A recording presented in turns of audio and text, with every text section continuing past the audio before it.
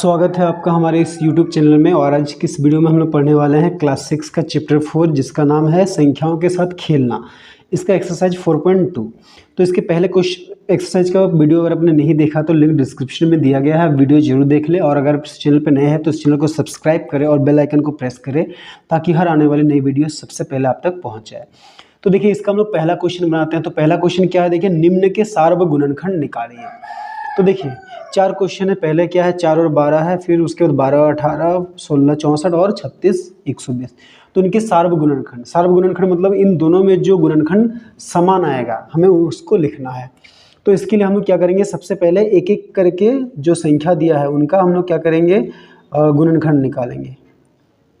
तो देखिए 1 नंबर में क्या है, 4 और 12, ठीक है। तो यहाँ पे हम लोग क्या करेंगे, 4 और 12 के गुणनखंड निकालेंगे।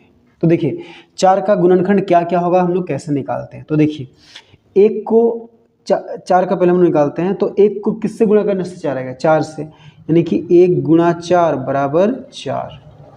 2 को किससे गुणा करेंगे तो 4 आएगा, 2 से, 2 गुणा 2 बराबर 4। फिर 3 को किससे गुणा करने से 4 नहीं आता, फिर 4 को गुणा करने से 4 एकम 4। तो देखिए ऐसा कब तक करना है, तो जब तक कोई दो गुणनखंड फिर से रिपीट नहीं हो जाते। तो देखिए सबसे पहले कि हमने क्या लिखा था, 1 गुणा 4 बराबर 4। तो उसके बाद देखिए 4 गुणा 1 बराबर 4, यानी कि यही दो गुणनखंड फिर से रिपीट हो गया। पर यहाँ पे क्या है, आगे पीछे, ठीक है, पर वो चलता है। तो जब क्या है, कोई दो गुणनखंड जो पहले आए रहता है वो फिर से रिपीट हो जाता है, तो उसके बाद हमें रुक जाना है। तो अब हम लोग इसको घेर देंगे, ठीक है, इसके आगे हम लोग नहीं बढ़ेंगे, ठीक है। अब देखिए उसी तरह 12 का निकालते हैं। देखिए 12, 1 को किससे गुणा करने से 12 आएगा, 12 से। तो 1 गुणा 12 बराबर 12। क्या 2 को किससे गुणा करने से 12 आएगा, 2 छक 12। तो लिखेंगे 2 छक 12। क्या 3 को किससे गुणा करने से 12 आएगा, 3 चौके 12। फिर क्या 4 का पहाड़ा में 12 आता है, तो आता है 4 12। तो देखिए यहाँ पे क्या हुआ, 3 चौके 12 और 4 12, यानी कि यही दोनों गुणनखंड क्या है, फिर से रिपीट हो गया है। तो अब हमें और आगे नहीं जाना है, ठीक है। अब हम लिखते हैं 4 के गुणनखंड। तो देखिए 4 के गुणनखंड क्या आया, देखिए कैसे लिखना है, ये 1 2 फिर ये 2 और 4। तो 2 बार आ रहा, पर हमें एक ही बार लिखना है, ठीक है। और जिसको घेर दिए है वहाँ से नहीं लेना। तो 4 के गुणनखंड क्या आया, 1 2 और 4। तो 1 2 4। अब हम लोग क्या लिखेंगे, 12 के गुणनखंड। तो देखिए 12 के गुणनखंड क्या क्या आएगा, देखिए 12 का गुणनखंड क्या होगा, 1 2 3 4 6 12, ठीक है, ये सब नहीं लेना है। तो 1 2 3 4 6 12। अब देखिए इन दोनों में क्या क्या मिल रहा है, देखिए दोनों में 1 मिल रहा है, फिर 2 भी मिल रहा है और 4 भी मिल रहा है। तो अब लिखेंगे इसीलिए 4 और 12 के सार्व गुणनखंड। तो देखिए 4 और 12 के सार्व गुणनखंड क्या होगा, दोनों में जो मिला, तो दोनों में क्या मिला, 1 मिला, फिर 2 मिला और ये 4। तो ये हो गया हमारा आंसर, ठीक है। अब देखिए 2 नंबर। तो 2 नंबर में क्या है, 12 और 18,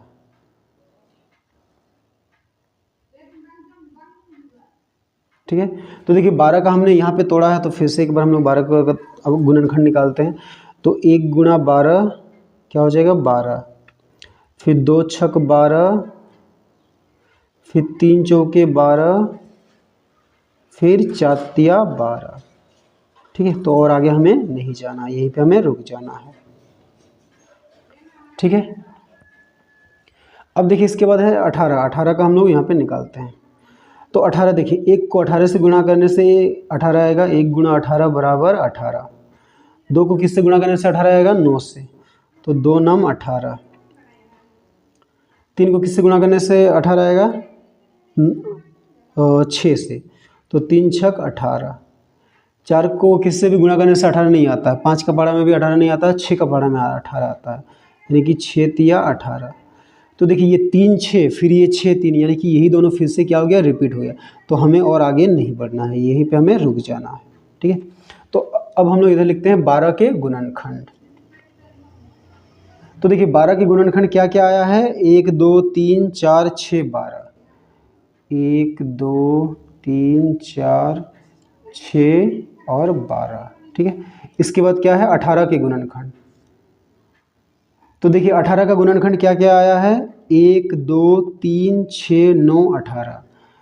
1 2 3 6 9 18, ठीक है।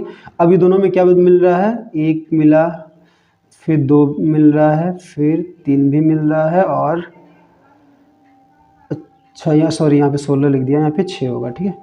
फिर ये 6 मिल रहा है, ठीक है। तो अब लिखेंगे 12 और 18 के सार्व गुणनखंड।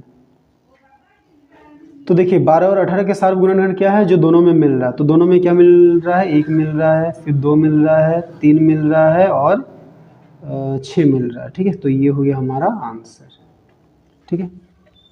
चलिए अब हम लोग क्वेश्चन नंबर 3 बनाते हैं। तो 3 में क्या दिया है, देखिए 16 और 64।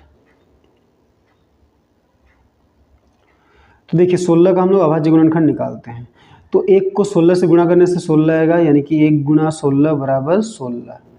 2 को 8 से गुणा करने से 16 आएगा, तो 2 अट्ठे 16।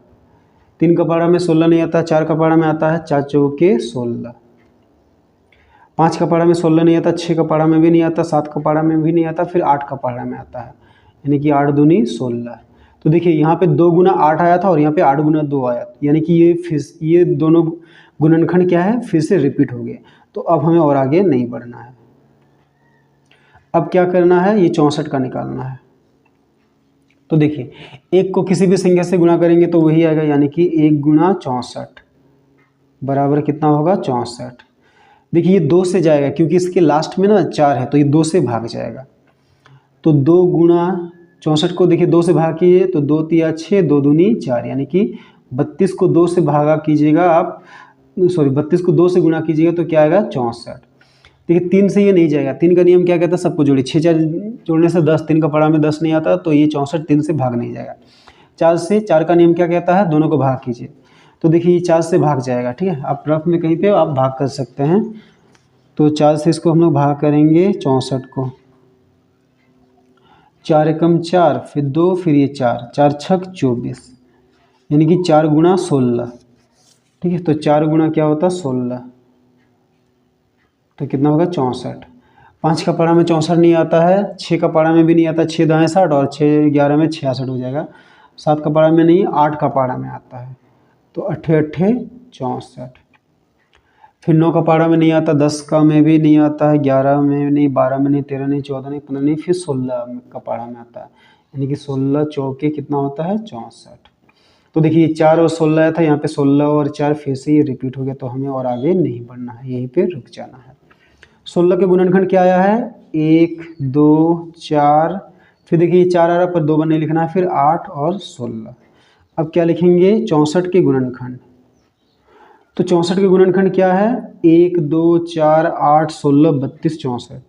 1 2 4 8 16 32 और 64।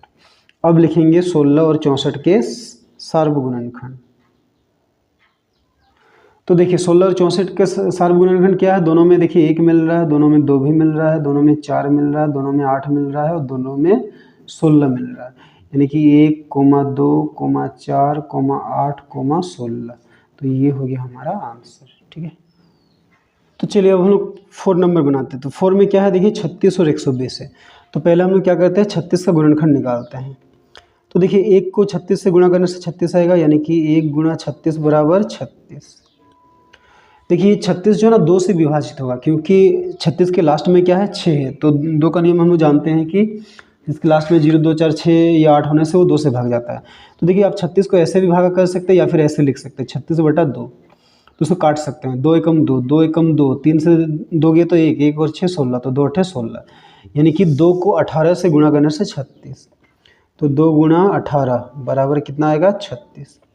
देखिए 36 में क्या है, 3 और 6 है, तो दोनों को जोड़ेंगे तो 9, तो 3 का पहाड़ा में 9 आता है, यानी कि ये 3 से भी विभाजित होगा। तो 3 को किससे गुणा करने से 36 आएगा। तो अगर आपको ये नहीं निकालने आता है तो आप क्या कीजिएगा, 3 से 36 को भाग कीजिए। तो फिर अब हम लोग 36 को भाग करेंगे 3 से, तो 3 एकम 3, 3 एकम 3, 3 दूनी 6, यानी कि 3 को 12 से गुणा करने से 36 आएगा। तो 3 गुणा 12 बराबर कितना होगा, 36। तो देखिए 4 का पहाड़ा में तो जानते हैं, 4 9 36, ठीक है। और 5 का पहाड़ा में 36 नहीं आता, 6 का पहाड़ा में आता है 6 छक 36, 7 का पहाड़ा में 36 नहीं आता है, 8 में भी नहीं आता है, 9 का पहाड़ा में आता है, तो 9 चौके 36। तो देखिए इससे पहले 4 और 9 आया है और 9 और 4 क्या है, वही सब रिपीट हो गया है। तो अब हमें और आगे नहीं जाना, तो हम क्या करेंगे, यहीं पे रुक जाएंगे। ठीक है, अब देखिए इसके बाद क्या है 120। अब हम लोग 120 का निकालते हैं। देखिए सबसे पहले इसको 1 से गुणा करेंगे, 1 गुणा 120 बराबर कितना होगा 120। देखिए 2 से भाग जाएगा, तो 2 को किससे गुणा करने से 120 आएगा, अगर आपको नहीं पता है तो 120 को आप 2 से भाग करके देखिए, तो 2 एकम 2, 2 छक 12, 0, यानी कि 2 को 60 से गुणा करने से 120 आएगा, यानी कि 2 गुणा 60 बराबर क्या आएगा 120। देखिए 120 में 1 और 2 है, तो 1 और 2 को जोड़े तो 3, यानी कि ये 3 से भी विभाजित होगा। तो 120 को अब हम लोग क्या करेंगे, 3 से भाग करके देखेंगे, तो 3 एकम 3, 3 चौके 12, 0, यानी कि 3 को 40 से गुणा करेंगे तो क्या हो जाएगा, ये 120 आएगा। 3 गुणा 40 बराबर 120। क्या ये 4 से भी जाएगा, तो देखिए 120 को हम लोग 4 से भाग करते हैं, 4 एकम 4, 4 तिया 12 और 0, यानी कि 4 को हम लोग 30 से गुणा करेंगे तो क्या होगा 120। ठीक है, ये 5 से भी विभाजित होगा क्योंकि लास्ट में क्या है 0 है। तो अब हम लोग 120 को 5 से भाग करते हैं, 5 एकम 5, 5 दूनी 10, 12 से 10 घटे तो 2, 2 और 0 20, तो 5 चौके 20, यानी कि 5 गुणा 24 बराबर कितना होगा 120। ये 6 से भी जाएगा, देखिए 6 गुना 12 है तो 6 दूनी 12 और 1 तो 0, यानी कि 6 गुना 20 बराबर 120। क्या ये 7 से जाएगा, नहीं जाएगा। 8 से जा सकता है, हम लोग भाग करके देख सकते हैं 120 को 8 से।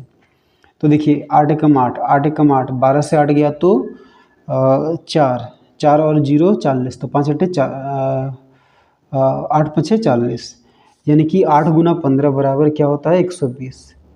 15 का पहाड़ा आप जानते हैं 15 अट्ठे 120 होता है, तो उसका उल्टा भी सही होता है, 15 अट्ठे 120, तो 8 15 में 120। फिर क्या ये 9 से जाएगा, तो देखिए 9 का नियम क्या कहता है ना, ये दोनों को जोड़ो तो 3 आ रहा है, तो 9 का नियम भी 3 के जैसे है कि वो 9 का पहाड़ा में आना चाहिए, तो 3 9 का पहाड़ा में नहीं आता, तो ये 9 से नहीं जाएगा। 10 से जाएगा, देखिए 10 गुणा 12, यानी कि 12 दहाई 120। फिर 11 से नहीं जाएगा, फिर 12 से जाएगा, 12 दहाई 120। तो देखिए ये दोनों फिर से रिपीट हो गया, तो अब हमें और आगे नहीं बढ़ना है, यहीं पे हमें रुक जाना है। तो अब हम लोग क्या लिखेंगे, 36 के गुणनखंड। तो 36 का गुणनखंड क्या है, देखिए 1 2 3 4 6, 6 और एक बार आ रहा है, पर हमें 2 बार नहीं, एक ही बार लेना। फिर 9 12 18 36, तो 1 2 3 4 6 9 12 18 36, तो ये क्या है 36 के गुणनखंड। अब इसके बाद हम लोग क्या लिखेंगे 120 के गुणनखंड।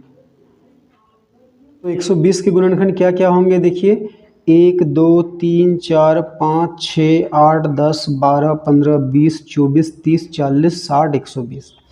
तो 1 2 3 4 5 6 8 10 12 15 20 24, फिर 30 40 60 और 120।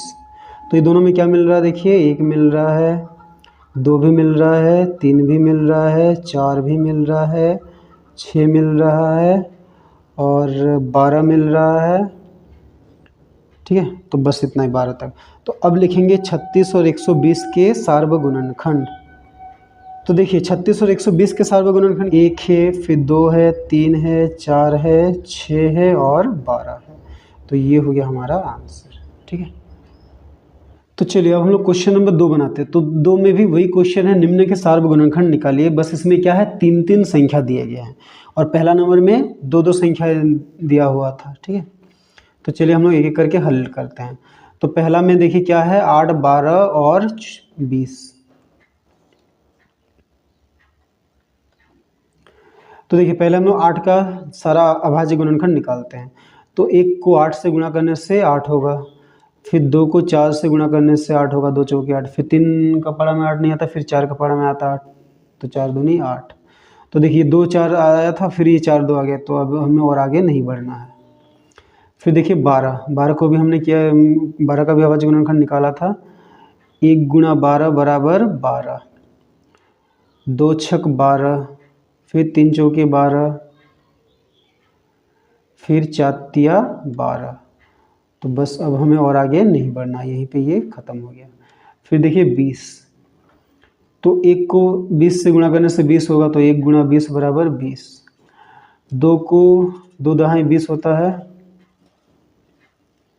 3 का पहाड़ा में 20 नहीं आता, 4 का पहाड़ा में 20 आता है, 4 5 6 20। फिर देखिए 5 का पहाड़ा में भी आता है, 5 चौके 20।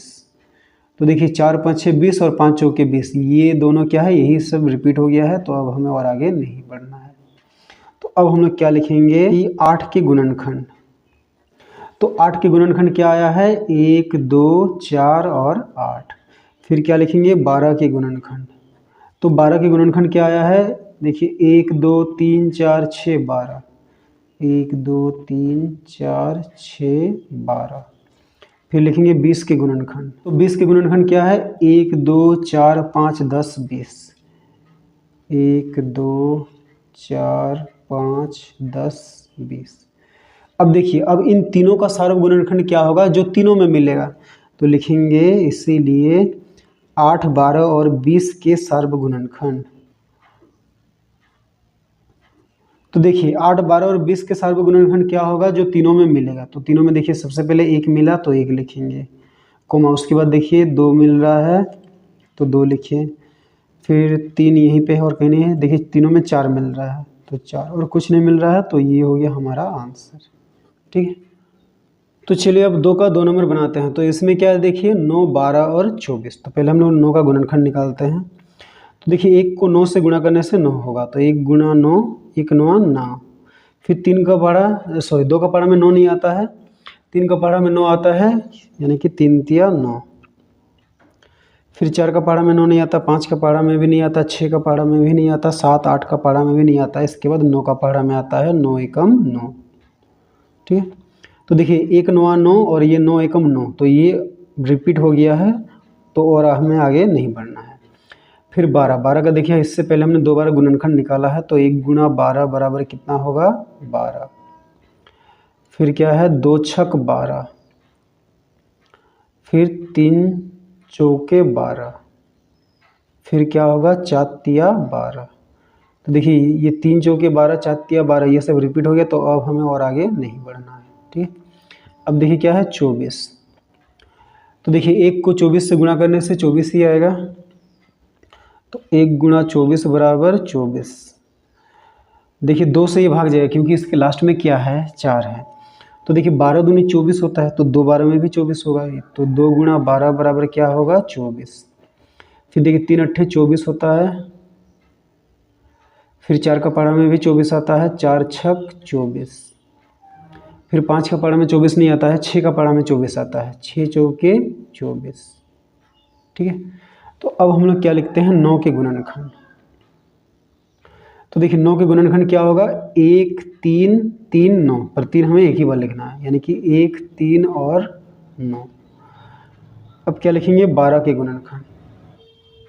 तो 12 के गुणनखंड क्या है, 1 2 3 4 6 12, यानी कि 1 2 3 4 6 12।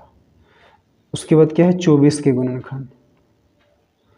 तो देखिए 24 के गुणनखंड क्या है, अच्छा यहाँ पे घेरना है हमें, इससे हमें ये पता चलेगा कि हमें और आगे नहीं जाना है।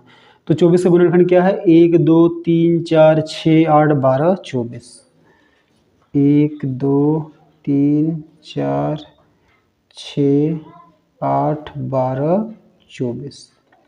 ठीक है, अब तीनों में क्या मिल रहा है, देखिए 1 मिल रहा है और 2 यहाँ पे है, यहाँ पे नहीं है तो नहीं ले सकते, 3 तीनों जगह में है, 4 ये दोनों यहाँ, ये दोनों जगह है पर यहाँ पे नहीं है। ठीक है, 6 भी यहाँ पे पर यहाँ पे नहीं, 12 ये दोनों में है यहाँ पे, तो जो तीनों में मिलेगा वही हमें लेना है। तो लिखेंगे इसीलिए 9 12 और 24 के सार्व गुणनखंड।